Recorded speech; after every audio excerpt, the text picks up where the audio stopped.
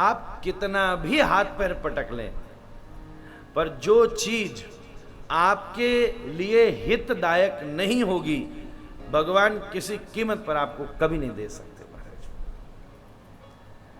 कभी नहीं दे सकते, कुछ भी हो जाए। भगवान ने ये सदा आपके हाथ में नियंत्रण छोड़ा है। सनातन धर्म इतना अद्वितीय, इतने विवेचना को रखता। सनातन धर्म आपको केवल धार्मिक नहीं बनाता, आपको अच्छा अर्थवान भी बनाता, आपको अच्छा परिवारवान भी बनाता है। आज रामचरितमानस की आप कथा सुन रहे, पिता का व्यवहार, संस्कार, हम लोग इन चीजों पर बातचीत कर रहे हैं, इन चीजों पर हम लोग संवाद कर रहे हैं,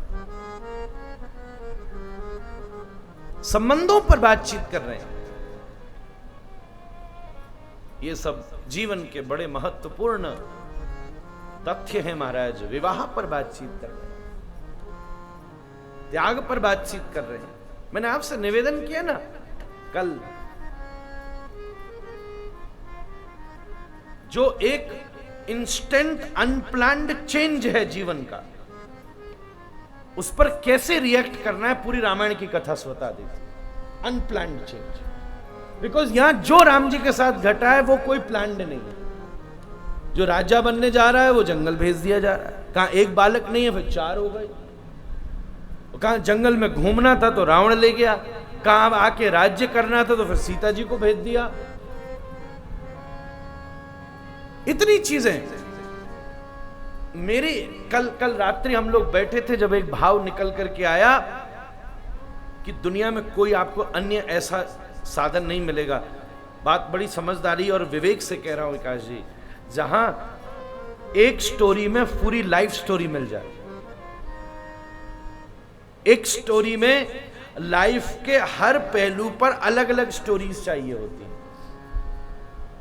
लाइफ के हर पहलू पर अलग अलग स्टोरीज चाहिए। जब आप बच्चे हो तो और कुछ चाहिए, जब आप विवाह में हो तब और कुछ चाहिए, जब आप पिता बन जाओ तब और कुछ चाहिए, जब आप व्यापारी बन जाओ तब और कुछ चाहिए। पर मैं आपसे एक बात कहना चाहता हूं, रामायण एक ऐसी स्टोरी है जिसमें आपकी पूरी लाइफ स्टोरी का मैप आप डिसाइड कर सकते, पर समझदारी के साथ। किसी के बताए उन्हें खुद जाइए, खोलिए, पढ़िए, देखिए, समझिए, और शब्द नहीं आता हो तो फिर उसका अर्थ निकालिए। नहीं तो यहां तो ऊट पटांग हाथ पांव तोड़ने के लिए ग्रंथ के बहुत सारे लोग तैयार बैठे ही हैं पहले से। क्या अर्थ का अनर्थ किए जा रहे हैं वो समझ में नहीं आ रहा। 2, 4, 5 चौपाइयां पकड़ करके लोग रामायण और गीता जलाने में लगे पड़े हैं महाराज। जय हो। हम जब छोटे होते थे ना तो कभी कभी बंदर ले जाता था हमारी गीता और फाड़ देता था, तो हमको बुरा नहीं लगता था, क्योंकि नर ये काम नहीं कर सकता, बानर ही कर सकता, नर नहीं कर सकता।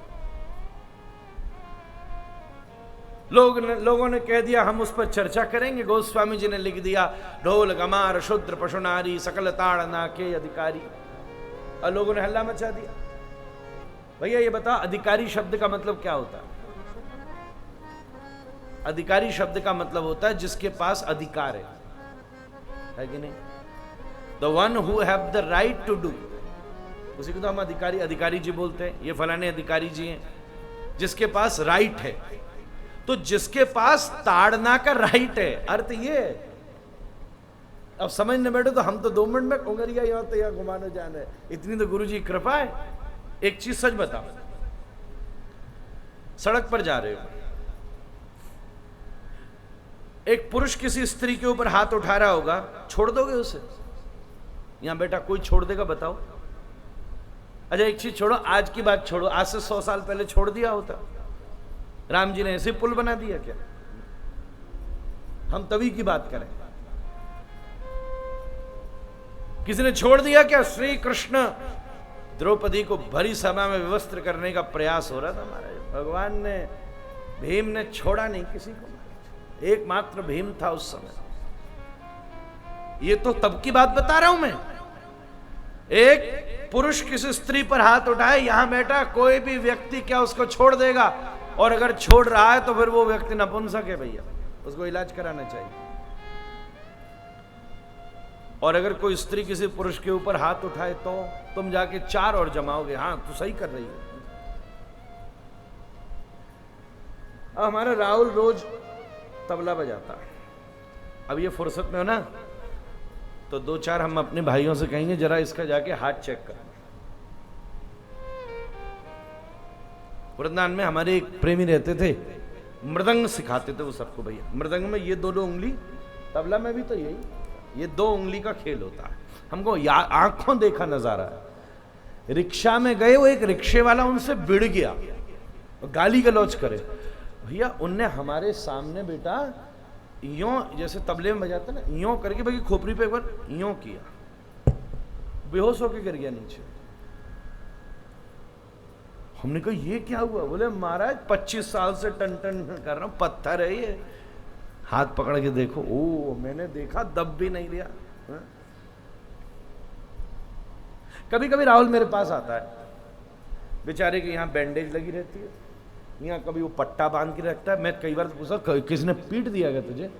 बोले नहीं महाराज जी तबला पीट रहा हूं। अब बताओ कौन किसको पीट रहा है? ढोल, ढोल ना, कौन किसको पीट रहा है? अभी तेरी बैंडेज आज क्यों नहीं तेरी पे? मौके पे तो लगाई नहीं तेरे। कौन किसको पीट रहा है? और बस में नहीं हो ना तो आज थोड़ी देर बैठ के घर में ढोलक बजाना जोर जोर से, दम दम दम दम, हाथ दुख जाएगा। ढोलक उतनी मीठी होती जाएगी, उतनी अच्छी होती जाएगी, और अपने हाथ को देखना ऐसा लगेगा कि किसी ने जिन्हें कितना मारा हो स्कूल में महाराज जैसे, पत्थर हो जाओगे हाथ। एक चीज बताइए, कोई बुद्धिमान आदमी